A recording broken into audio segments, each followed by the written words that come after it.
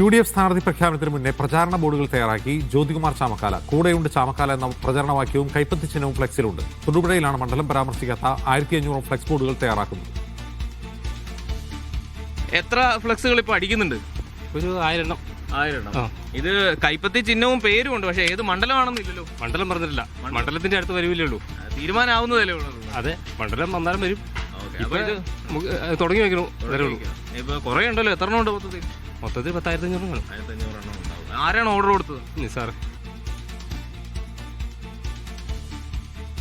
ആഷിഖ് മുഹമ്മദ് വിവരങ്ങളുമായി ചേർന്നു. ആഷിഖ്, ആരാണ് ഇത് ഓർഡർ ചെയ്തത്?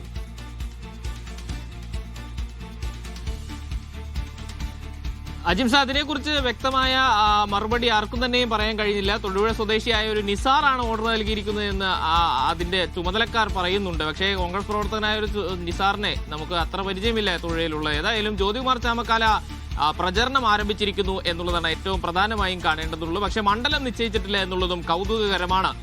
ഈ ഫ്ലെക്സ് ബോർഡുകളിലെല്ലാം ആദ്യത്തെ വാചകം പ്രചരണ വാചകമായി കൂടിയുണ്ട് ചാമക്കാല എന്ന വലിയ എഴുത്തുണ്ട്. ചിരിക്കുന്ന ചാമക്കാലയുടെ ഒരു ചിത്രമുണ്ട്. കൈപ്പത്തി ചിഹ്നവും UDF സ്ഥാനാർത്ഥിയായ ജ്യോതികുമാർ ചാമക്കാലയ്ക്ക് വോട്ട് നൽകണമെന്ന അഭ്യർത്ഥനയും ഉണ്ട്. പക്ഷെ മണ്ഡലം ഏതാണ് എന്ന് പരാമർശിച്ചിട്ടില്ല. നമുക്കറിയാം, സീറ്റ് ചർച്ചകൾ മുന്നോട്ട് പോകുന്നതേ ഉള്ളൂ. അന്തിമമായ ഒരു തീരുമാനത്തിലേക്ക് എത്താൻ ഇതേവരെ കോൺഗ്രസിന് ആയിട്ടില്ല. കൂടാതെ സ്വയം പ്രഖ്യാപിത സ്ഥാനാർത്ഥികളായി ആരും രംഗത്ത് വരരുത് എന്ന കർശന നിർദ്ദേശം KPCC നൽകുകയും ചെയ്ത പശ്ചാത്തലം നിലനിൽക്കുന്നതിനിടെയാണ് ജ്യോതികുമാർ ചാമക്കാലയുടെ ഫ്ലെക്സ് ബോർഡുകൾ തയ്യാറായി വരുന്നത്. തൊടുപുഴയിലാണ് ഫ്ലെക്സ് ബോർഡുകൾ തയ്യാറായിക്കൊണ്ടിരിക്കുന്നത്. ഏതാണ്ട് 1500ഓളം ഫ്ലെക്സ് ബോർഡുകൾ തയ്യാറാക്കാനുള്ള നിർദ്ദേശം നൽകിയിട്ടുണ്ട് എന്നാണ് ഈ ഫ്ലെക്സ് ബോർഡ് നിർമ്മാതാക്കളുടെ ഉടമ നമ്മളോട് സംസാരിച്ചപ്പോൾ പറഞ്ഞത്. ഏതായാലും നിർമ്മാണ പ്രവർത്തനങ്ങൾ പുരോഗമിച്ചുകൊണ്ടിരിക്കുകയാണ്. 1500ഓളം ഫ്ലെക്സ് ബോർഡുകൾ തയ്യാറായിക്കൊണ്ടിരിക്കുന്നു എന്നുള്ളതാണ്.